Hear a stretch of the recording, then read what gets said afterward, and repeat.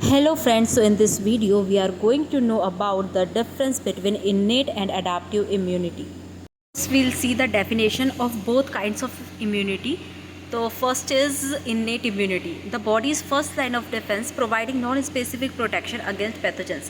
ये बॉडी का first line of defence system होता है, मतलब कि कोई भी पैथोजन अगर बॉडी में एंटर होता है तो पहले इसी के गो थ्रू होता है, providing non specific protection against pathogen. ये कोई स्पेसिफिक टाइप के प्रोटेक्शन को प्रोवाइड नहीं करता है against pathogen.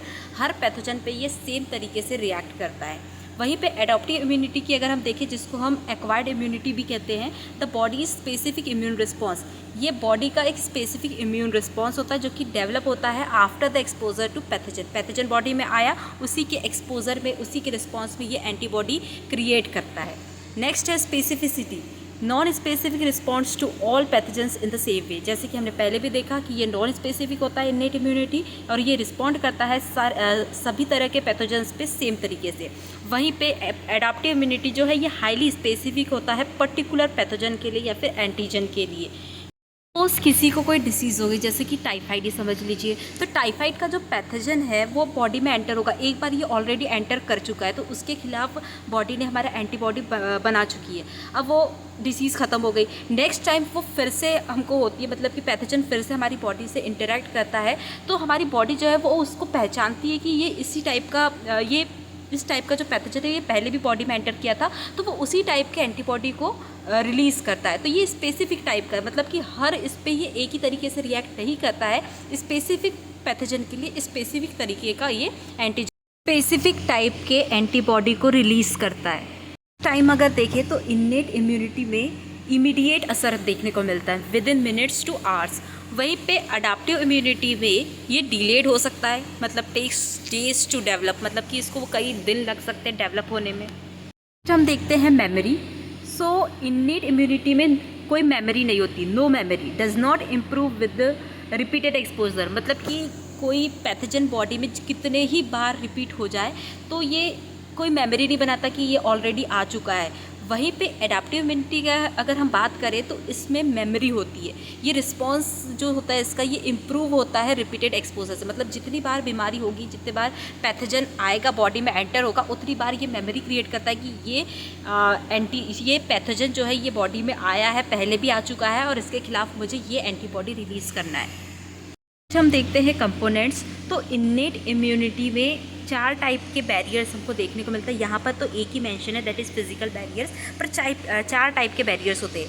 Physical barriers, skin on our body is the main barrier. जो स्किन होती है हमारी बॉडी में, ये मेन बैरियर होती है, रुकावट होती है जो कि प्रिवेंट करता है एंट्री को माइक्रो ऑर्गेनिजम्स की.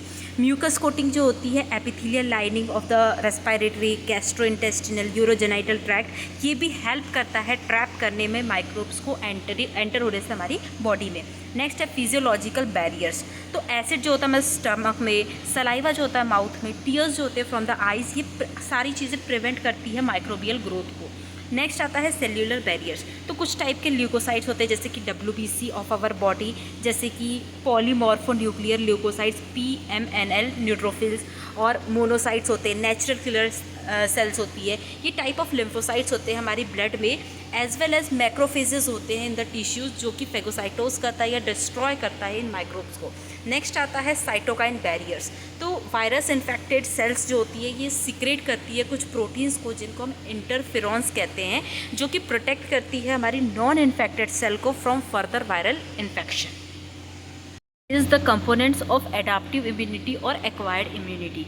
तो हम यहाँ देखते हैं बी लिम्फोसाइट्स होती है जो कि प्रोड्यूस करती है आर्मी ऑफ प्रोटीन्स को इन रिस्पॉन्स टू पैथोजेंस के रिस्पॉन्स में into our blood to fight with them, हमारे ब्लड में, ताकि वो पैथोजन से फाइट कर सके. ये प्रोटीन्स जो होती है इन्हीं को हम एंटीबॉडीज़ कहते हैं. वाइल टी सेल्स जो है खुद से तो कोई एंटीबॉडीज़ नहीं बनाती, कोई प्रोटीन्स नहीं बनाती है, पर ये इंस्टीड ये बी सेल को हेल्प करती है एंटीबॉडीज़ प्रोड्यूस करने में. ईच एंटीबॉडी मॉलिक्यूल जो है इसमें 4 पेप्टाइड चेन्स होती है, 2 स्मॉल चेन्स होती है जिसको हम लाइट चेन्स कहते हैं, और 2 लॉन्गर चेन्स होती है जिसको हम हैवी चेन्स कहते हैं. इसीलिए एंटीबॉडी को रिप्रेजेंट किया जाता है H2L2 से. डिफरेंट टाइप्स की एंटीबॉडीज़ जो प्रोड्यूस होती है हमारी बॉडी में वो है IgA, IgM, IgE, IgG. ये कुछ एंटीबॉडीज़ है. देखते हैं ड्यूरेशन ऑफ प्रोटेक्शन को। तो इन्नेट इम्यूनिटी जो है ये शॉर्ट टर्म प्रोटेक्शन प्रोवाइड करती है, वाइल एडाप्टिव इम्यूनिटी जो है ये लॉन्ग टर्म प्रोटेक्शन प्रोवाइड करती है अगर ये पैथोजन से एक्सपोजर कर ले तो। फिर हम एग्जांपल्स देख लेते हैं। इन्नेट इम्यूनिटी के एग्जांपल्स है skin, stomach acid, inflammatory response and fever. While adaptive immunity के एग्जांपल्स है vaccination, antibody protection and cell mediated immunity. Evolutionary aspect अगर हम देखें तो इन्नेट इम्यूनिटी जो है ये प्रेजेंट होती है ऑलमोस्ट सारे ऑर्गेनिजम्स में, मींस वर्टिब्रेट्स में भी और इनवर्टिब्रेट्स में भी, वाइल एडाप्टिव इम्यूनिटी जो है ये प्रेजेंट होता है ओनली इन वर्टिब्रेट्स। नेक्स्ट हम देखते हैं एंटीजन रिकॉग्निशन। तो इन्नेट इम्यूनिटी जो है it does not require antigen recognition for the action. इसमें किसी एंटीजन रिकॉग्निशन की रिक्वायरमेंट नहीं होती है एक्शन के लिए। वाइल एडाप्टिव इम्यूनिटी की अगर हम बात करें तो इसमें रिक्वायरमेंट होती है एंटीजन रिकॉग्निशन की थ्रू स्पेशलाइज्ड रिसेप्टर्स जैसे कि टी सेल्स हो गई, बी सेल्स हो गई, ताकि ये इफेक्टिवली परफॉर्म कर सके या फिर एंटीबॉडी को रिलीज़ कर सके। वाइल इफेक्टिवनेस अगर हम देखें तो इन्नेट इम्यूनिटी जो है ये लिमिटेड होता है और ये कम्प्लीटली एलिमिनेट नहीं करता पैथोजेंस को, वेयर एज एडाप्टिव इम्यूनिटी जो है ये हाईली इफेक्टिव होता है और पैथोजन स्पेसिफिक होता है।